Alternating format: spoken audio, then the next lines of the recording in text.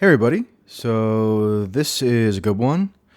Glenn Greenwald and I discuss various aspects of Trump Russia, the fallout since the Mueller Report was released about a week ago, and the despicable elements of the U.S. media, which have only gotten more despicable in terms of how they've been comporting themselves in the wake of the obliteration of the conspiracy theory that they've been emotionally and journalistically tethered to for 3 years. So, here you go. Okay, Glennzilla. How are you, Michael? It's good to finally talk to you. Good to meet you. Yeah, it's been a long time coming. I'm so grateful to be able to speak with you. Yeah, I figure. It's good to put a voice to a Twitter name always. Okay, so I've been hectoring you about having a podcast discussion for a while, so I actually compiled some notes as to the things that I wanted to badger you about. Look at you, how proud you are that you did a little preparation. Not much. It's just a Google Doc with like 8 minor notations. Okay. But let's just talk briefly about this Politico story that came out today. That was a profile of The Intercept, in which I denounced as reflecting cowardice by whoever the anonymous Intercept staffer was, who said that you were compromising essentially the legitimacy of the organization with your Russia stance. I can't imagine a more irrational and totally just groundless charge for somebody in the organization to make, and I know that you had obviously comments about it today. So is that's your basic reaction, and it accords with mine? I think a couple things about it. Number one is it's a little bit like saying, oh, wow, I'm a little bit embarrassed to be in a news organization with that person because he spent 2002 and 2003 expressing a skepticism about whether Saddam really had nuclear weapons and other weapons of mass destruction. So I'm concerned that he's going to reflect poorly on the legitimacy of our media outlet. The reality is that the Trump-Russia conspiracy theory that I've spent the last 2.5 years expressing a skepticism over, as have you and others, turned out to be debunked by the authority that they all anointed as the supreme arbiter, Robert Mueller. And the only people who have anything to be ashamed of are not those of us who express skepticism over it, but those who propagated it.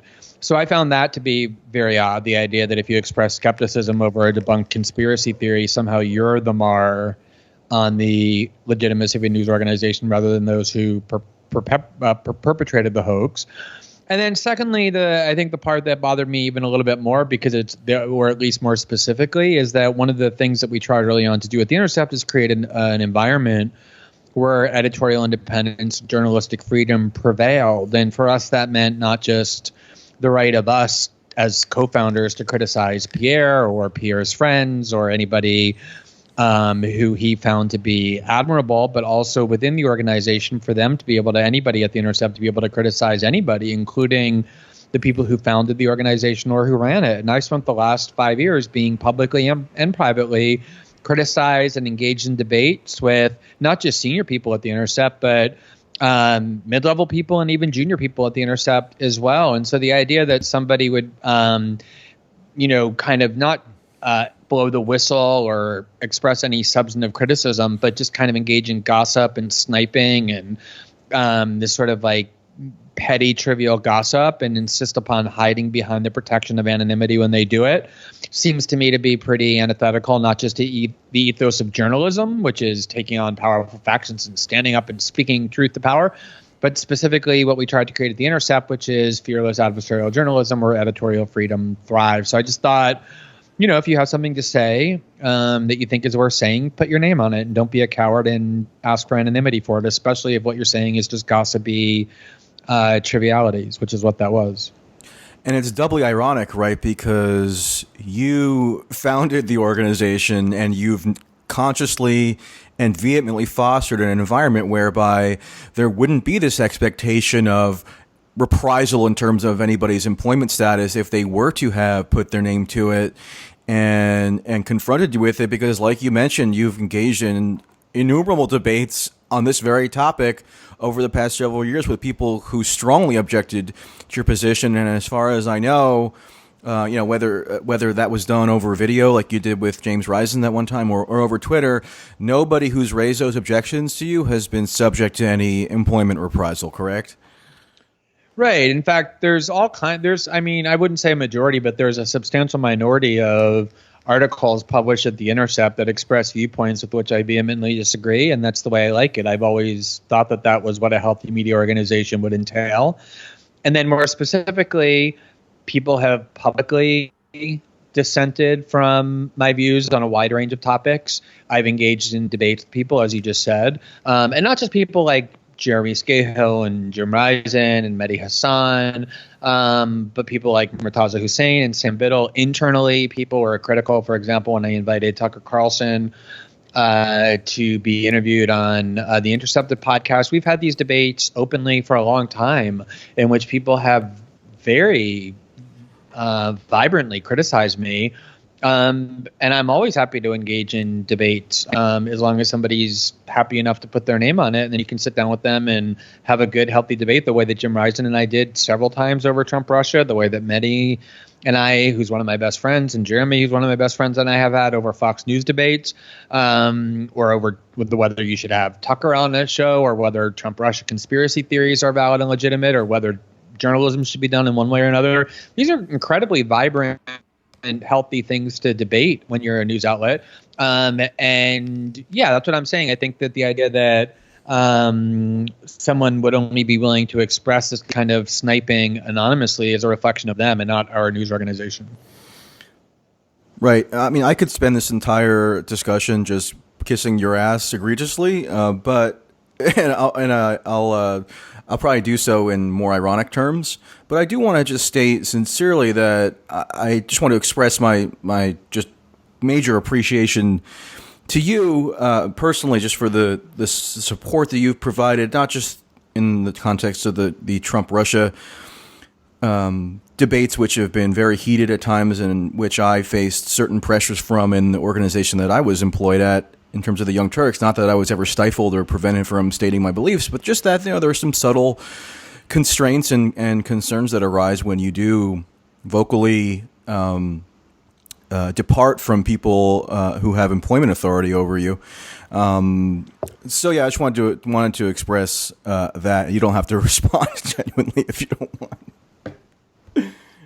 Well, no, I do think it's important to talk a little bit about the media climate that has prevailed over the last few years, because I think that any human institution becomes sickly and corrupted and toxic when homogeneity of opinion prevails, and particularly for journalism, a primary purpose of which is to question and challenge orthodoxy, subject the most cherished pieties to critical scrutiny. I think it's particularly dangerous when in-group tribalism or stigmatizing dissent takes over. And I do think that's been one of the disturbing trends of the last 2 years or 3 years, because of this idea that Trump is an unparalleled menace and therefore sort of anything goes, even in journalism, making stuff up, affirming things that aren't true, spreading xenophobic conspiracy theories that are designed to escalate tensions between nuclear armed powers. Making one's objective journalistically the removal of Trump rather than the finding of fact.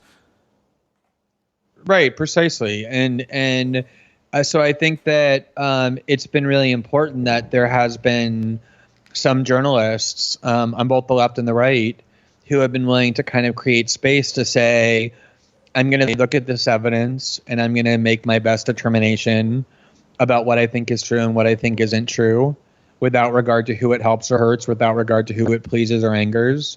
And then I'm going to make my case for why I think my assessment is the more persuasive one. And it's definitely true that for a lot of people, I tend to be more protected and more capable of engaging in that kind of a dissent because of my position in sort of the journalism ecosystem. But a lot of people, not just yourself, but others who are a lot more vulnerable professionally in terms of their career, took those risks in a way that I thought was really impressive. So, I mean, I kind of think it's my duty, not just when I agree with people, but even when I don't, for younger journalists or journalists who don't quite have the same institutional protections as I have, to help create that space to question those kinds of, of orthodoxies when they're becoming almost coercive. And certainly that's been the case for a while now. Right, and I do a little bit later on want to bring up some areas where I don't think we so much disagree, but maybe you might have different emphases that aren't 100% overlapping, which is just to say I don't want to spend this entire time agreeing with one another. But you mentioned a point about how it was journalists on the left and right who actually provided sound analysis and reporting throughout this fiasco. And I can recall an exchange that you had around the time when the Barr letter of March 24th was issued with Ashley Feinberg, who is this HuffPost journalist who was aghast at this notion that you could have favorably cited, for example, The Federalist as having done some work on this subject that was worthwhile. And, of course, she confronted you in her signature style of no punctuation or capitalization, because that's a very edgy Gawker throwback. So congratulations to everybody who still abides by that online stylistic code. But yeah. It's very defiant. It's very defiant. It's like a refusal to abide by grammatical rules. I know. They're definitely rebuking. It's like a fist in the air kind of F you to authority. Right. They're definitely rebuking fascism by engaging in that style. Mm-hmm. Anyway, so how have you dealt with people who have been indignant when you have been citing, more right-wing oriented sources as places where reporting and analysis has been produced that you have found to have merit? Well, I think this gets to a point that I've actually been finding both fascinating and bizarre for some time now about our political discourse, which is there are very roughly speaking, two kinds of political debates. One kind of political debate is a kind that's very ideological in nature. So where you fall on that debate, in a lot of senses, determines who and what you are ideologically. For example, should the tax rate for the wealthy and corporations be higher or lower? Should military spending be increased or decreased? Should the criminal justice system be reformed to be more lenient or more harsher on people convicted of crimes? A whole wide array of, obviously, abortion and gay rights, and a whole wide array of political debates that in general determine whether or not you're on the left or the right based on what your views on those policy debates are. And then there's a whole separate set of debates that have nothing to do with ideology. They're really just epistemological or evidentiary. Typically, they're ethical scandals. Should Bill Clinton be impeached because of wrongdoing as part of the Monica Lewinsky case? Or was the Benghazi scandal something worth investigating? And the question of, was there enough evidence at any point to convince you that Donald Trump was beholden to the Kremlin, or he had acted, or he and his close aides had acted in close conspiracy or connection with the Kremlin to interfere in the 2016 election? Those are questions utterly bereft of ideology. How you answer those questions don't in any way determine whether you're a leftist or a conservative or a centrist or anything in between. And in fact, in a rational world, you would expect that if you have this polarizing evidentiary debate, 50% of the people who say, yes, there's evidence of conspiracy should be conservatives, and 50% who say yes should be liberals, and 50% who say no should be conservatives and liberals as well, because it shouldn't align with ideology, because it's not an ideological question, it's an evidentiary question. But because of how polarized and tribal our discourse is, you're expected, even on non-ideological questions, to align yourself with the people whose tribe you're supposed to be in. So if most of the people in your political tribe are saying that they see evidence for a conspiracy or Trump-Russia collusion or whatever, you're almost obligated to say that you also see it, even if you really don't, upon pain of being accused of being a Trump supporter or being on the right. It makes no sense at all. It has nothing to do with ideology, whether you see collusion or not. It just has to do with how you're evaluating the evidence. So the reality is, the undeniable reality is that by and large, with some exceptions, media outlets on the right got this story much more right than liberal media outlets did. Chuck Ross at the Daily Caller and Molly Hemingway at the Federalist and several other people, including at Fox, whether you like it or not, got the story way more right than Rachel Maddow and Josh Marshall at Talking Points Memorando and Matt Yglesias at Vox. And that's just the reality of it. And I don't really care who likes it or who doesn't, or what names you end up getting called for pointing it out. It may be that they got it right for bad motives, that they were just defending the president that they're ideologically aligned with and stumbled into the truth. Doesn't matter to me. What I do know is that their reporting was much, much better, much more correct, and much more reliable than the liberal media outlets that liberals adore. And the idea that you're somehow on the right because of how you answer a non-ideological question is moronic. It's bullying behavior designed to force you to affirm things that you don't really think are true.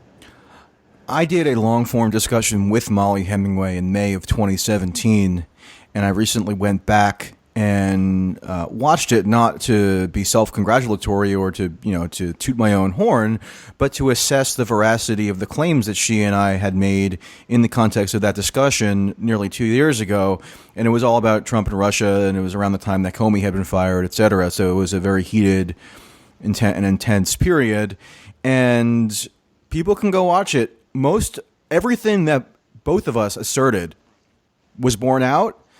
And that's because we weren't having a debate about abortion or some other, more ideologically oriented issue that would be in a separate category than the one that you just outlined, which is epistemological.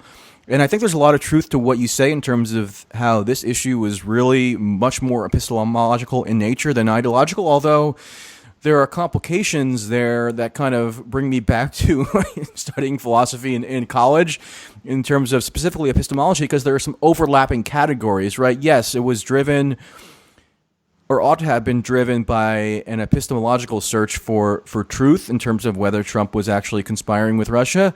But there were interlocking political or ideological considerations as well. I mean, the genesis of the organization seems to have been wholly ideological in that they perceived, meaning the members of the security state apparatus who were integral in launching all this, perceived that Trump's ostensible deviations from foreign policy consensus rose to the level of potential criminality. And then, the neocons and the liberals and even some leftists who also had many ideological takes on this that overlapped, or to some degree, or maybe didn't even necessarily overlap with the epistemological considerations. So it's kind of it's a complicated thing to unspool in terms of what category you'd put this whole matter in that way.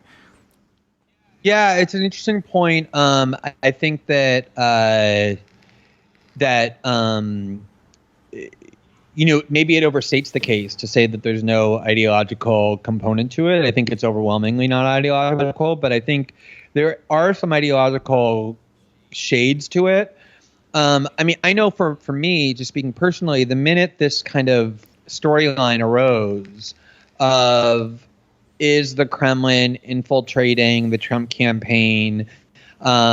Is Donald Trump and his closest advisors beholden to the Kremlin? The fact that a lot of this is coming from an agency like the CIA accusing Trump of being... Are you there? Yeah, you dropped out for a second. Okay, yeah. So I was saying that.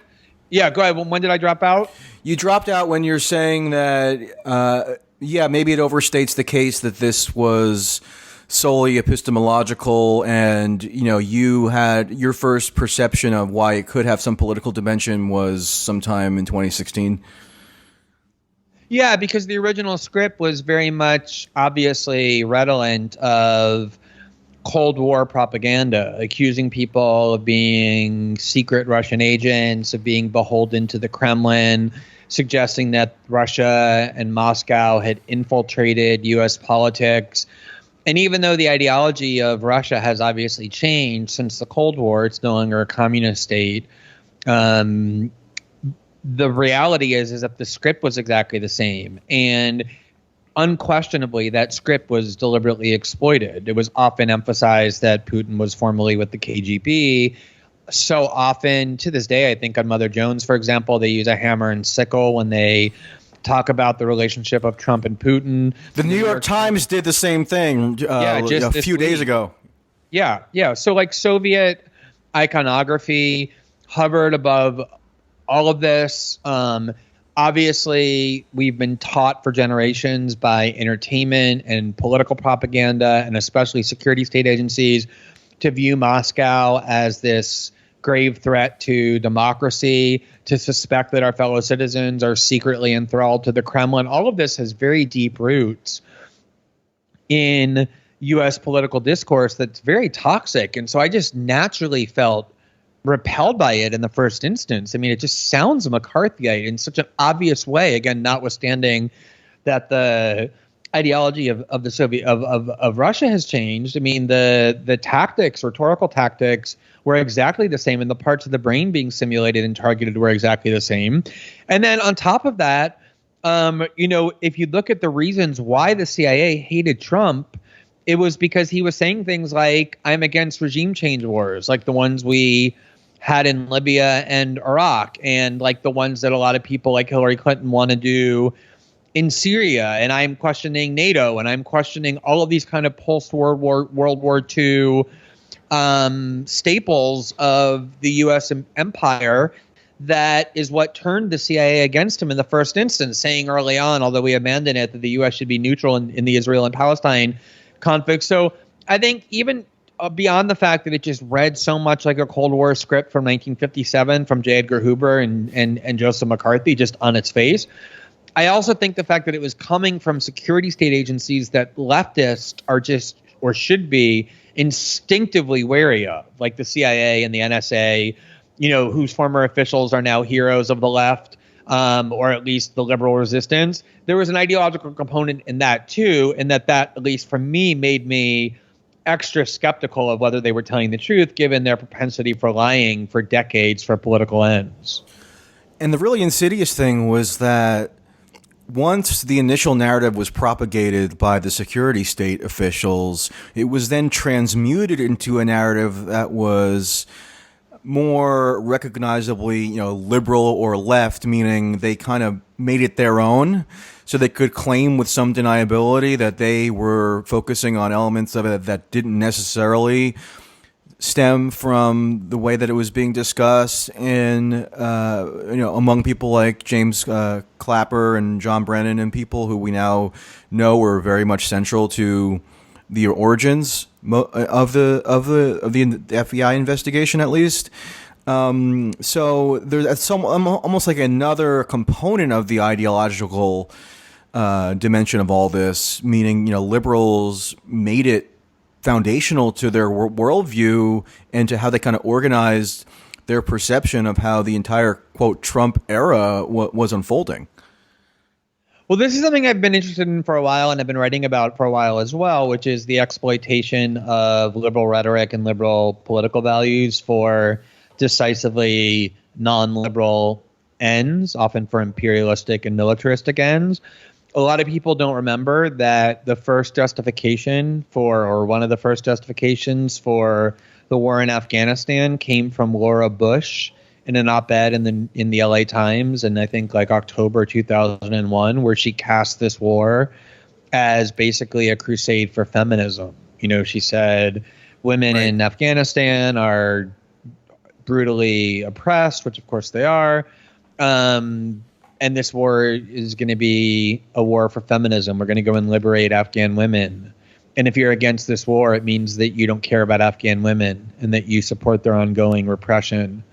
And then in 2002 and 2003, especially in the UK, but also in the US, a lot of liberals who were in favor of the Iraq war tried to appropriate liberal rhetoric by saying Saddam Hussein is a monster. If you care about human rights, which all liberals should, you should support the invasion of Iraq. Jonathan Chait wrote a cover story that I went back and read recently for the New Republic in October of 2002 that was entitled something to the effect of "The Liberal Case for Invading Iraq: Why Liberals Ought to Get Over Their Disdain for George W. Bush and Support His Preemptive Invasion." So, I mean, you're not overstating that case at all. Yeah, no, that was very I mean, there was like a whole group of liberal intellectuals, and term used very loosely, and pundits and journalists in the UK who created a whole new group. I forget the name of it, explicitly designed to say the war in Iraq is justified by traditional classical liberalism.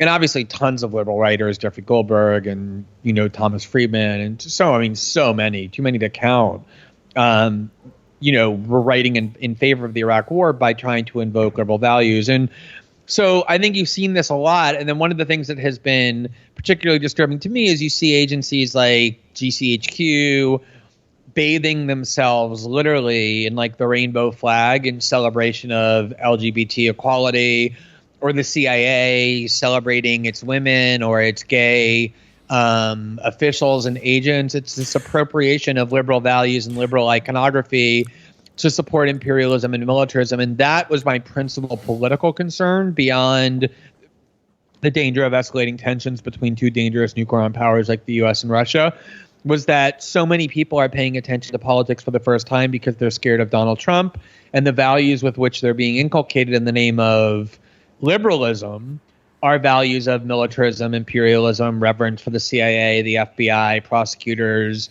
the military. It was a very kind of, the resistance took on this very patriotic, jingoistic, how dare you question the honorable men and women of the CIA and question our intelligence agencies, accusing people of being traitors and treason. It's the rhetoric of the far right for decades. And it was, I think, really, that was part of what I found so repellent about it. Well, you brought up Jeffrey Goldberg, and actually this relates back to our earlier point about this anonymous Intercept employee saying that you somehow compromised the credibility of the organization with your Trump-Russia stance. I don't know of any employees of The Atlantic magazine, of which Jeffrey Goldberg is currently the editor-in-chief, who complain that his staunch advocacy for the invasion of Iraq in 2002 and 2003 somehow undermines their credibility, although they would be right to make that case. Jeffrey Goldberg is somebody that you pilloried many times going back to the Salon days and maybe even before. He wrote this 2002 New Yorker piece that ended up getting favorably cited by Dick Cheney, basically alleging that there were these nefarious ties between Saddam Hussein and al-Qaeda, which was the conspiracy theory that like a supermajority of the American public ended up believing. But for some reason, nobody really has any worry about Jeffrey Goldberg being able to go out there and continue his journalistic or pseudo-journalistic endeavors. And that this actually also bears on the wider point about how the media ecosystem has functioned throughout all this. One reason for it, I think, and why it's been so deranged and despicable is because many of the very same individuals who in 2002 and 2003 totally obliterated their credibility by advocating for the Iraq War never faced any repercussions. In fact, they actually gained additional prestige and influence. A perfect example being Jeffrey Goldberg.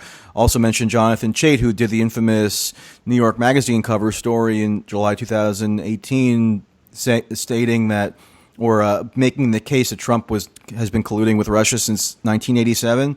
So, and then sure enough, many of these Iraq War boosters ended up being the premier Trump-Russia boosters, including Jeffrey Goldberg himself, who was one of the first to write a piece in The Atlantic in July 2016 saying that Trump was an agent of Putin.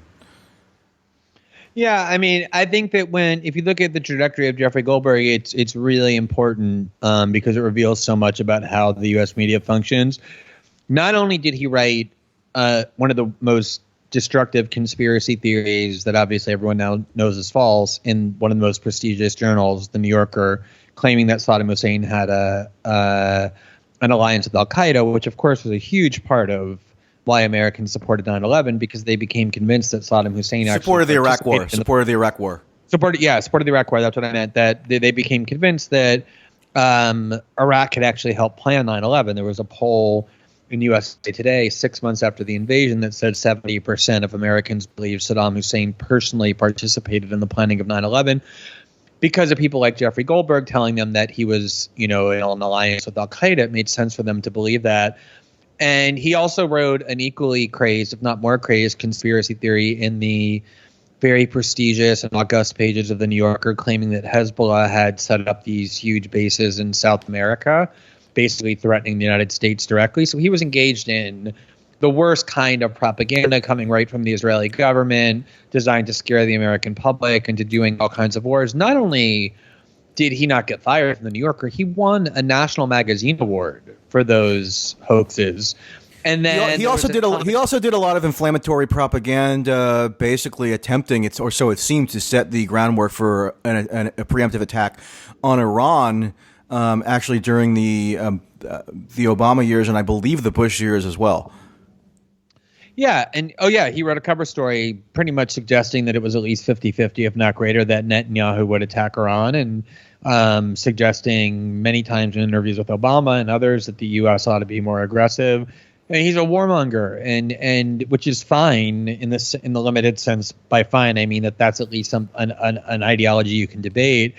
But in service of his warmongering, he circulated and endorsed in the most important journals in America outright conspiracy theories and hoaxes that everyone now knows were false, and got not just awarded for it at the time, but since. There was a bidding war for him when he was at the New Yorker. The owner of the Atlantic, I think, gave him some stallion, some really expensive, rare Arabian stallion, in order to induce him to leave the New Yorker and come to the Atlantic, where he now is the editor-in-chief. And the Atlantic, in my view, along with the New Yorker, really, for magazines, were ground zero for just churning out constant agitprop about the Trump-Russia conspiracy theory. They went out and sought out the most deranged people who were expressing the most maximalist conspiracy theories, because that's who Jeffrey Goldberg is. And there was barely any dissent at the Atlantic on any of this, if there was any. So to get back to that original point that you made,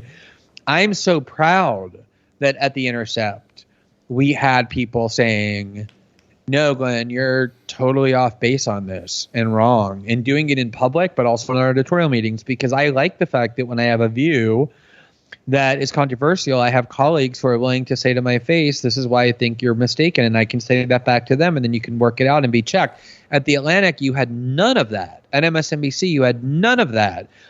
At the New Yorker, you had none of that. These were dissent-free zones where just all kinds of tenuous and tendentious claims were constantly put forward as journalism, and they just excluded from their readership or from their viewership any questioning, any challenging of it, any dissent from it. And that's what I mean. That's when human error and human corruption is fostered, when people are just immersed in groupthink and homogeneity rather than dissent and questioning and discussion, rational discourse and debate. Well, in terms of the awful coverage that occurred under the direction of Jeffrey Goldberg, let's just name a couple examples. One is David Frum, who's a senior editor at the Atlantic and was very much on board with every maximalist claim for the most part. I mean, people can correct me if I'm wrong. When he evinced skepticism at some point, I haven't seen any examples of that. And also this person, Natasha Bertrand, who became a big media superstar and I think has recently actually left the Atlantic for Politico. But at the Atlantic, she was constantly, hyperventilating about how every maximalist claim was almost certainly true in regard to Trump conspiring with Russia. She was responsible for stories that, where she got exclusive access to these DMs on Twitter between, Roger Stone and WikiLeaks, and that fed into this idea that somehow Roger Stone and or other Trump associates had privileged foreknowledge of the WikiLeaks releases, which we now know is 100% untrue, at least per Mueller, and also per the series of indictments preceding Mueller, which made no such allegation. In fact, they totally undermined that theory. So in terms of which media outlets are extremely culpable in this gigantic failure, the Atlantic would have to be near the top of the list. Well, but I think that they're happy about that because they know that they're going to benefit from that. I mean, if you look at what happened with the Iraq War, which any reasonable person would have to say is one of the worst media failures of modern American history, if not the single worst, for reasons I don't need to explicate. If you just ask, who is it who got the story wrong that suffered any consequences whatsoever, reputationally or professionally, the only person you could name is Judy Miller. She was kind of the Lindy England of the torture scandal, of the WMD scandal. They kind of picked one person who was Lindy England was the low level not Guantanamo. Abu Ghraib prison guard, or I don't have her precise role correctly, but she was basically scapegoated for the entire Abu Ghraib scandal. Like a low-level corporal who just engaged in some, extra sadism and became one of the face of this torture regime that was in fact implemented at the highest levels of the U.S. government, endorsed by members of both political parties, by multiple people in news outlets who refused even to call it torture. So they picked one woman and scapegoated her and punished her and said, okay, we now have accountability. That's pretty much what the press did when it came to the Iraq War. Is they picked one person who they said, okay, this is the person who we're going to pick to suffer consequences, and nobody else. And everybody else, in fact, not only didn't they suffer consequences, they are now the stars of the media. I mean, with a few exceptions, the media stars of today are people who in 2002 and 2003 were helping to sell the Iraq War. Conversely, the people who were standing up at the time and saying, no, I don't agree with this, have mostly been sidelined and marginalized. There are a couple of examples you can find, like Paul Krugman and Chris Hayes and a couple of others. But by and large, the actual dissenters from that war were marginalized even further. People were almost angry that they got it right.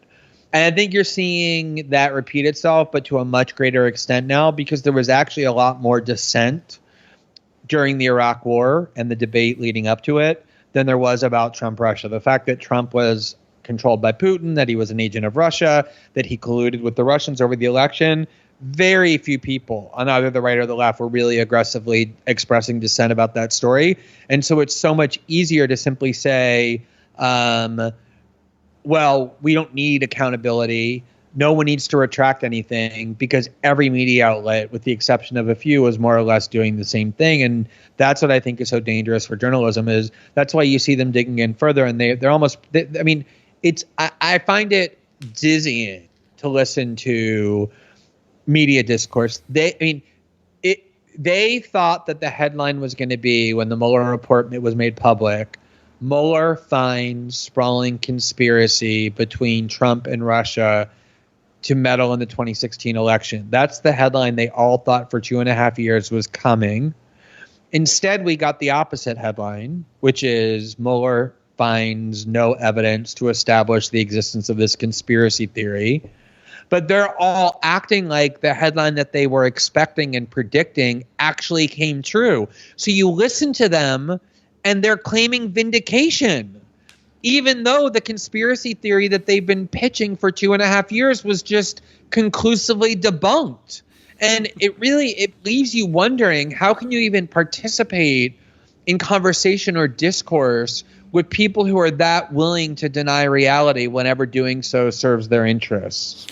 And that's why I've been likening this now to what could only be described as a religious dogma or a tenet of faith, because you can't engage with them on empirical or fact-based terms anymore, in large part.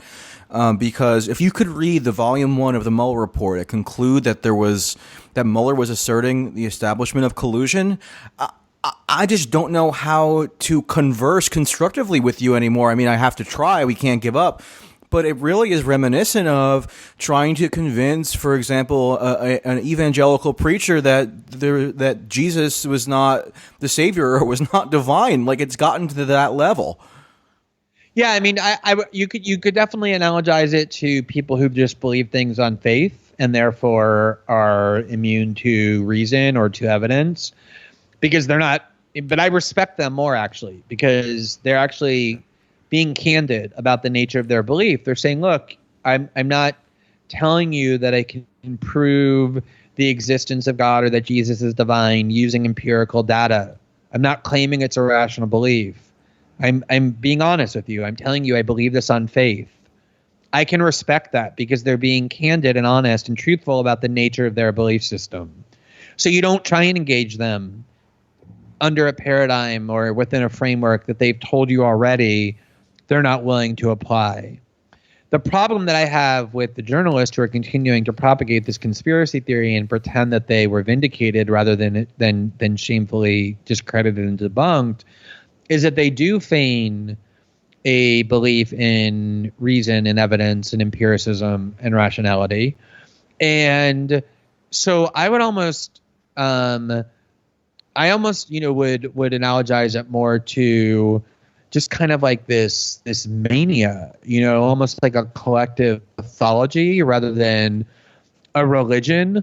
It's really just people who are so disoriented and so incapable of calming themselves and centering themselves and thinking rationally about the world because they're still so unraveled and disoriented from the unexpected result of Trump's victory combined with the trauma that they experienced from it, that they don't actually care if it's true or not. They believe that the goal that they're working towards is so morally imperative that any means are justified in order to achieve it, and the truth is just a kind of trivial obstacle that ought to just be swept to the side if it's impeding that goal. And it's really more like debating with kind of like just those standard conspiracy theorists online that we've all encountered, where whatever evidence you show them that negates the conspiracy ends up being exploited as further proof of the conspiracy. So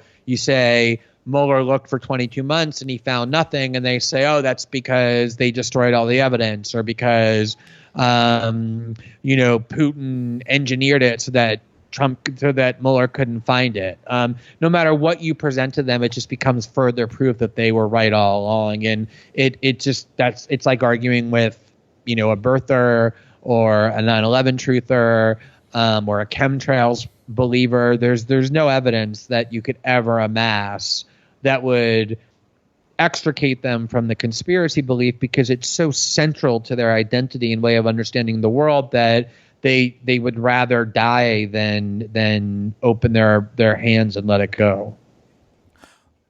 I should just note for the record that there are some devout Christian believers who do attempt to furnish an empirical case for such events as the resurrection of Jesus. So at least they claim that it's not 100% faith-based, but largely, yes, I do agree with you that I would have more respect for those people because they're not, in large part, fashioning their claims as somehow having grounding in empirical reality, at least in the same way that the Trump-Russia true believers now have. So one way that well, let me just insert something there, because I actually remember this conversation now that I had with a pretty prominent media person who I won't name because the discussion was just intended to be not for public consumption, but I did draw a really interesting, what I think is an interesting and important lesson from that, which is I remember this person who's definitely a liberal and a Democrat early on suggesting to me that Republicans had benefited by feeding their base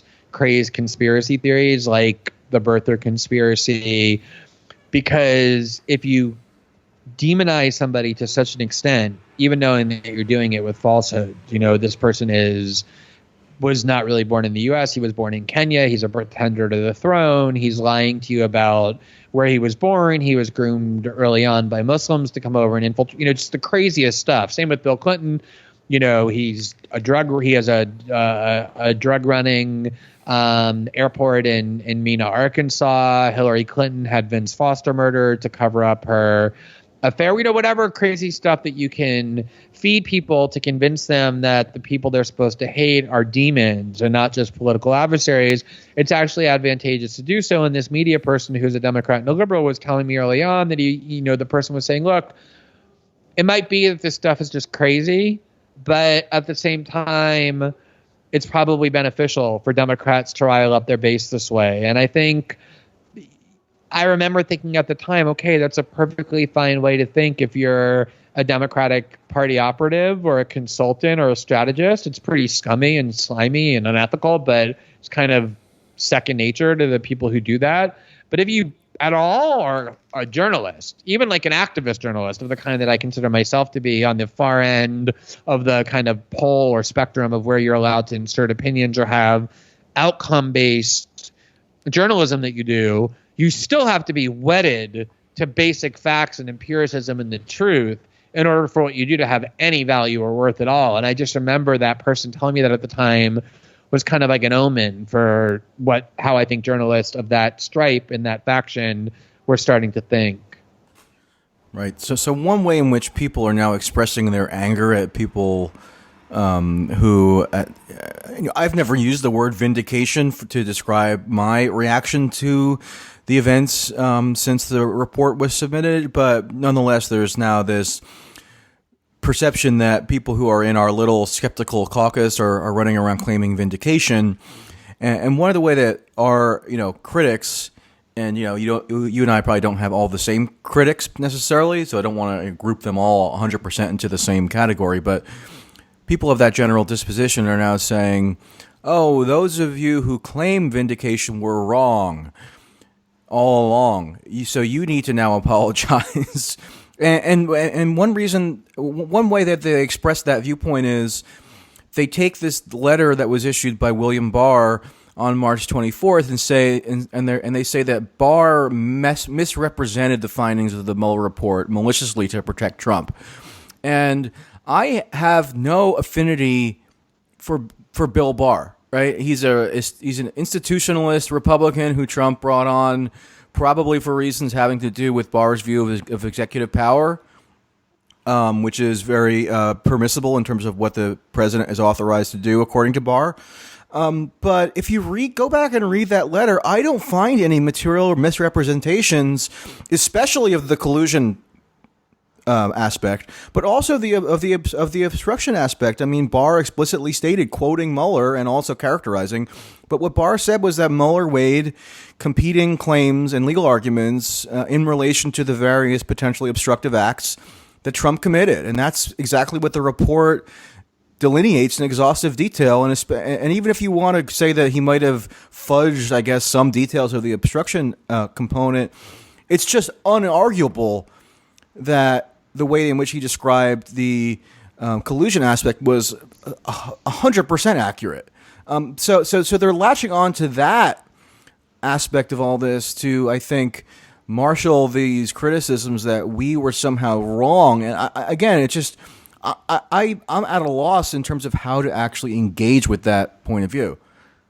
Yeah, it makes no sense. I mean, the reason why I assumed, along with the entire media, remember that New York Times headline after the Barr letter was issued was Mueller finds no evidence of collusion or something like that.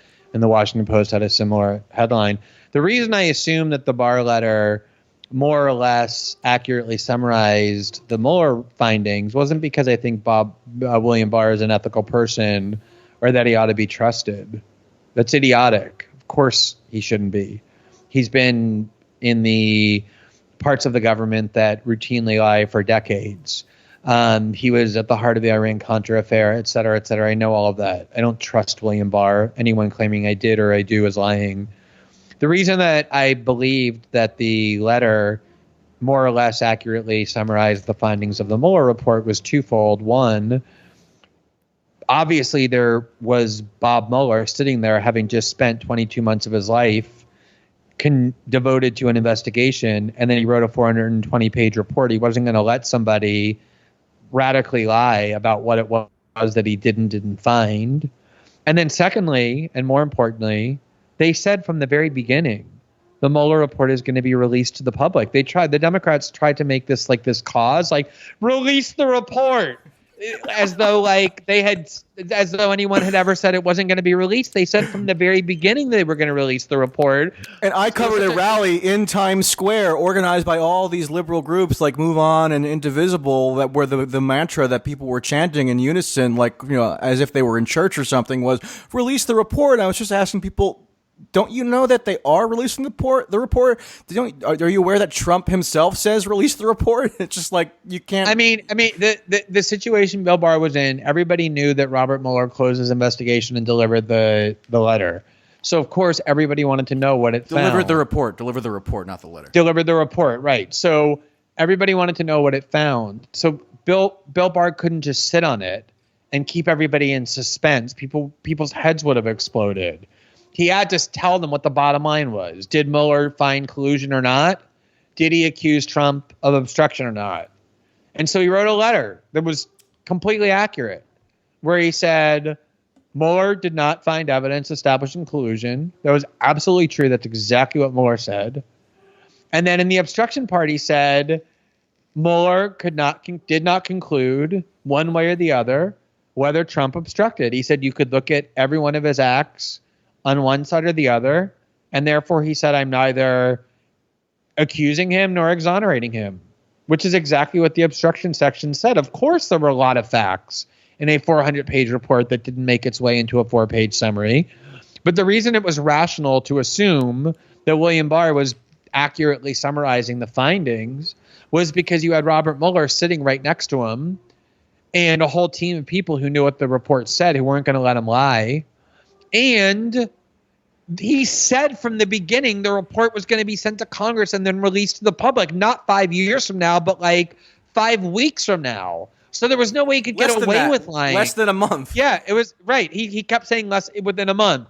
And that's exactly what happened. And yes, there are redactions, but clearly all the parts of Mueller's conclusions are there for everybody to see. We all see them. Any rational person would admit that Bill Barr's description of the bottom line findings was accurate. But the problem is that if you're somebody who's been leading your viewers and readers to believe for 2.5 or 3 years that Kushner and Trump Jr.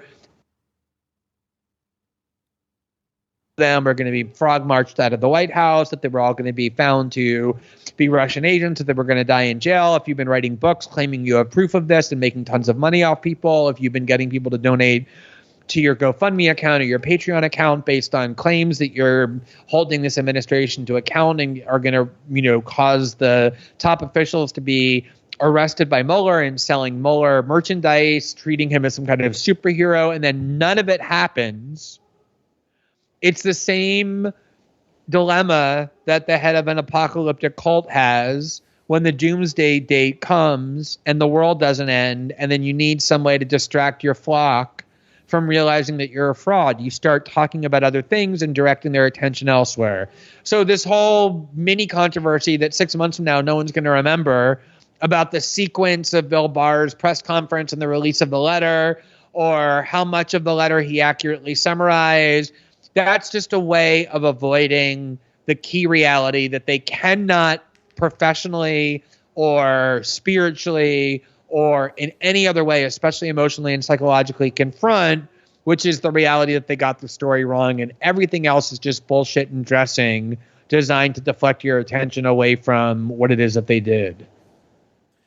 Yeah. So now I do want to probe some potential areas of, I don't know that I would quite put a disagreement, but maybe divergence of emphases that you and I have been, or at least I've been challenged on in relation to you in various interviews and such that I've done, including on Sam Cedar and even yesterday with Hassan Piker of the Young Turks, which is that I've been pressed on this notion of whether I supported the investigation.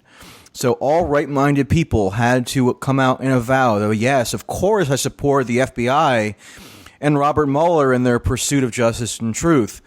And my reaction to that question has generally been, you know what, I was agnostic or even somewhat bearish on that question because I assumed, with I think validity that the investigation would give rise to all kinds of harmful second-order effects, including but not limited to a general atmosphere of paranoia, the continued promulgation of a delirious conspiracy theory that had its origins in the FBI and CIA, the total discreditation of various media outlets that were once actually known for producing worthwhile journalism and reporting. I could go on and on and on. And actually another key component of why I had that skepticism was because the foundational tenets of the reason why that the investigation was launched seemed utterly fallacious, such as this idea that Robert Mueller had to go and exhaustively examine every single one of these Russian, quote, contacts or ties, which we now know, because he conclusively affirmed, didn't amount to anything even remotely resembling a collusion conspiracy. So I don't know that I support this idea that George Papadopoulos, for example, was essentially entrapped, or so it seemed, by the FBI into this very trivial and technical, quote, lie that he ended up serving a grand total of 12 days in federal prison for. I don't know that it's a good thing, quote unquote, that Mike Flynn was caught not lying under oath, at least initially, but, lying to Mike Pence about the nature of his totally rational and reasonable discussion with Kislyak, the Russian ambassador, as to encouraging him not to escalate tensions with a nuclear armed power. Yes, I did. I realize that the FBI at least asserts that he lied to them as well. But what was gained from any of that? So in light of the results of the investigation, why is it incumbent on me to say that I supported it at all? Right. So I'll just give you my thinking on that, which was, if you go back to 2016, when the Clinton campaign made Trump's relationship with Russia a central theme of its campaign, with all kinds of dark conspiratorial insinuations about his relationship with the Kremlin. And then almost immediately after that, the CIA and the Director of National Intelligence, the FBI, started leaking continuously, but also their ex-officials, who obviously are connected to that community, stating outright that Trump was a Kremlin agent, that he became an asset of Russia, that he had worked with and conspired with Russia to meddle in the election. Accusations that began really escalating once Trump won the election during the transition. There was one article after the next in the most influential news outlets in the United States, like the Washington Post and the New York Times and NBC News, creating this crescendo of allegations about a very significant scandal, if it were true, that was driving people to obsession and drowning out almost all of our other discourse. I didn't think that an investigation was beneficial or warranted, because I thought enough evidence had been presented to make these allegations credible, and therefore an investigation ought to be initiated.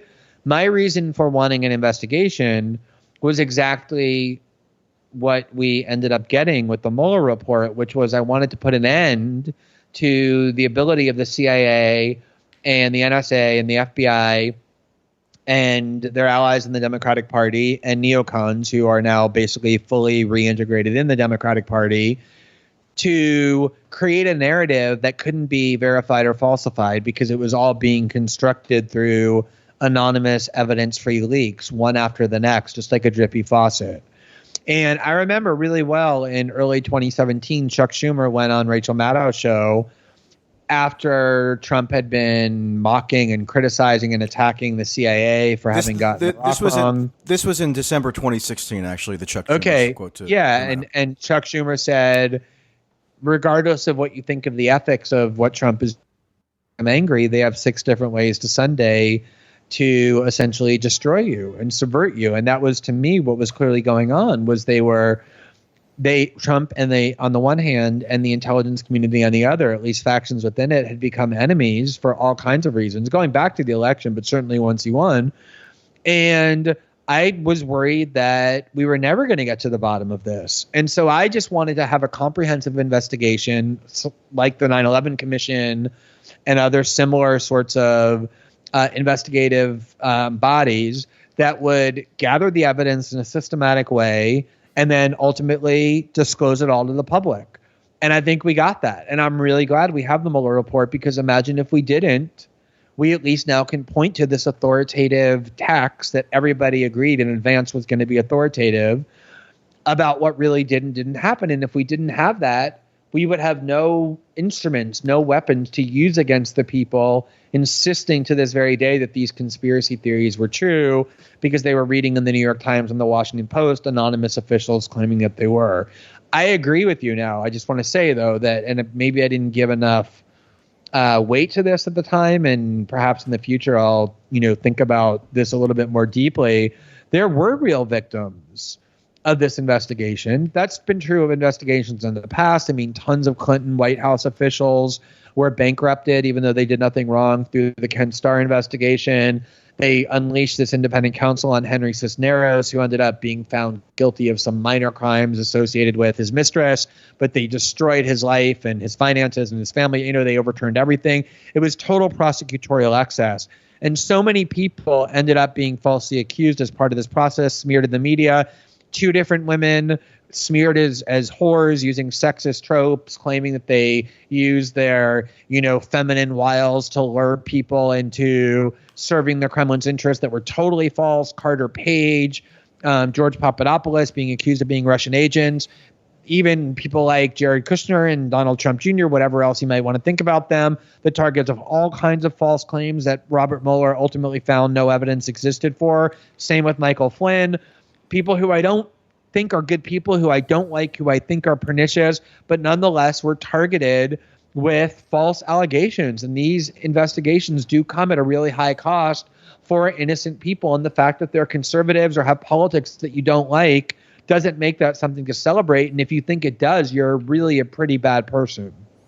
But don't those second-order concerns now, or rather those second-order harms that were obviously inflicted by the investigation and that you're now saying that you would give additional weight to upon reflection, don't they have bearing on whether it was justified to have, my position roughly, which is that I'm not going to come out and, quote, support the investigation, especially not because various media organizations were receiving leaks and acting irresponsibly with those leaks and creating a false narrative. Like, I don't think an investigation with all those second-order harms is necessarily justified because the media can't comport itself in a manner that's actually ethical. So I just don't necessarily believe that it was justified on that ground in particular.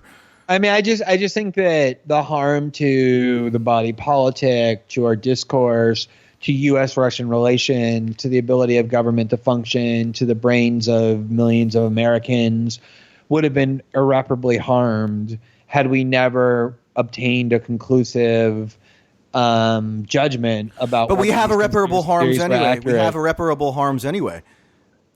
But I think the irreparable harms that would have come from not having conclusive judgments outweigh the irreparable harms that came from an investigation. I mean, the reality is, once you start disseminating false conspiracy theories and then put the authority of America's most powerful political and media institutions behind those false conspiracy theories, harm is going to be inevitable one way or the other. That was the lesson of the Iraq War. That was the lesson of the Vietnam War.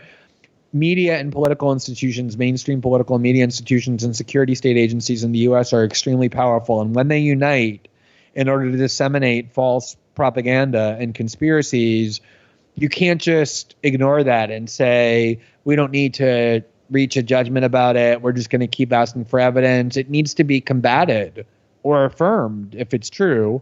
And that's what happened, is the most powerful factions in the United States united behind these false conspiracy theories. And notwithstanding the cost, in retrospect, I'm glad that it got debunked, and that history will at least have a document demonstrating how atrociously wrong these conspiracy theories were and the conspiracy theorists behind them were. Well, I was always in favor, in theory, of getting to the bottom factually and empirically of all these various wild and incendiary claims, but I never thought that the most, useful or desirable vehicle for achieving those that information was necessarily a special counsel or an FBI investigation with an extraordinarily broad mandate that engaged in all kinds of overzealous tactics to inflict harms on various people who now we know basically did nothing wrong, and that was used as a justification for example, expanding the surveillance state in the case of Carter Page with the extremely invasive FISA warrant he was subject to, and now he was never charged with a crime. So yeah, an investigation in theory was warranted, but it could have taken the form of something like almost like a 9/11 commission, which wasn't a criminal investigation, but which did exhaustively examine every aspect of this. In fact, John Kerry proposed to Barack Obama in 2016 the notion of having a 9/11 style commission in terms of, quote, Russian interference, and Obama rejected the proposal. So I would have maybe been more I totally agree. I mean, and that's what I was saying. And I should say, too, that it isn't just the conspiracy theory, right? It's the argument about Russian interference in the election. Does that call into question the legitimacy of the outcome? All of that needed to be investigated in some way. You couldn't just leave that in the ether as unsubstantiated rumors and anonymous leaks and allegations that never got resolved one way or the other. I mean, we had Senate and House investigations that investigated that very topic. That's true, but I mean, the problem there is that nobody really trusted the results of them because those are partisan bodies. I mean, one of the benefits of like a 9/11 style commission is not the Senate investigation. Yeah, I mean, to a lesser extent, that's true. But one of the benefits of keeping it out of Congress and kind of getting, like, I forget who they put on, like, the chairs of the 9/11 Commission were Tom Keane, the moderate Republican former governor of New Jersey, and then Lee Hamilton, the kind of, like, centristy, longtime Democratic congressman from Ohio. And I think they had Sandra Day O'Connor and people like that. I think Lee Hamilton was Indiana, but I could check that. It doesn't matter. Yeah, you're one of those states. I think you're probably right about that. But so the idea was you just find people who are kind of like palatable and amenable to most people, who are therefore willing to vest their faith and trust in whatever the outcome of the investigation is, which in a lot of ways what Robert Mueller became, even though he was George Bush's 9/11 FBI director who rounded up Muslims and lied to Congress about Saddam's WMD program. He nonetheless got vested with this aura of universal credibility, which I thought was important, right? That nobody was going to end up saying, well, I guess if he had found wrongdoing, certainly Trump and Trump supporters would have ended up saying that even though he's been a lifelong Republican, that the people working with him were Democrats. But in general, I think there was a sense of, okay, this is a person who at least is credible enough that we're going to say in advance, we're going to put faith and trust in his findings. And that's the benefit of a 9/11 style commission rather than having it percolate in Congress, which everybody hates and nobody trusts.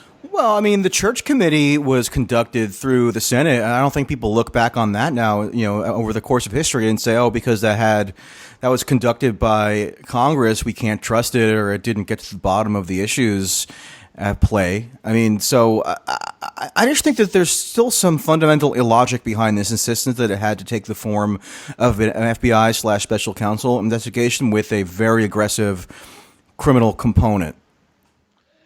Yeah, but like, I mean, I get that, and I think that you can make the argument that, like I say, I mean, imagine if you had a congressional investigation. And by the way, if somebody. Hold on. So imagine if you had just calm yourself down for a little bit. We can't help screaming over each other. We've been pretty measured throughout this, but maybe we'll launch into a screaming match. It's been very chill. Ask me again about that Intercept anonymous quote and all. You'll probably get me riled up again if you want. You're usually very good at antagonizing me. No, but like, imagine if you kept it in Congress and then you just ended up with, like, I guess this happened in the past, like with Iran-Contra, for example. You just had like a majority report of Republicans saying none of this happened, and then written by Senator Burr, and then you had a Democratic report written by Senator Warner saying there was collusion, which is probably what would have happened. But Warren and Burr constantly praised one another about how carefully and seriously they were conducting their investigation in a bipartisan manner. And by the way, if somebody was found to have lied before their committee under oath, then you can bring in a criminal dimension there. Yeah, I mean, I personally am glad that the report that ended up getting issued wasn't written by a Republican senator, but was written by somebody that Democrats in unison agreed in advance was somebody who was trustworthy and credible, because that makes it impossible for them to worm and squirm and wiggle their way out of the devastating findings of this report that their conspiracy theories lacked evidence from the start. So just instrumentally, I'm glad that it ended up taking the form of Mueller, even though I agree with you that there are legitimate costs that should be weighed more carefully the next time something like this is considered. Yeah, instrumentally, I'm also glad about that outcome, but I don't think that makes it necessarily obligatory on me to therefore affirm that I, quote, supported the investigation given all the second-order harms that we just outlined. Yeah, I agree. I mean, I don't think it is obligatory. I say that I supported the investigation because they actually did, because I really did worry that we were never going to get any kind of closure or finality to it, and we're going to spend the rest of our lives trapped in this hall of mirrors, game that we played so many times in the past, where we're manipulated and deceived and misled by the CIA and their puppets in the media, who they just feed little tidbits to and then are get it uncritically published, which was what was happening all throughout late 2016 and into 2017. But we're trapped in the hall of mirrors anyway. I mean, it's not going away. Now Democrats want to impeach on the basis of Trump-Russia. So it's going away. It's going the way of Benghazi, where there's no, it's not. But it is. You think that the Democrats are not going to impeach Trump, and everybody knows that. I don't think that's a given. Look at what Gerald Nadler expressed definite openness to it. He's the head of the Judiciary Committee. Adam Schiff also expressed. I mean, they have actually changed their tone a little bit just in the past week, given the pressure applied by Elizabeth Warren, AOC, Rashida Tlaib. Right. I think that's what they're doing. That's exactly what they're doing. They're just kind of placating and appeasing the left-wing base, whose energy and support they need if they want to win in 2020. I would be willing to bet a good amount of money that the Democrats don't impeach Donald Trump. How about that they initiate impeachment proceedings? They might do that. Okay, well that alone is gonna guarantee that the funhouse mirror nightmare that we're all trapped in doesn't go away.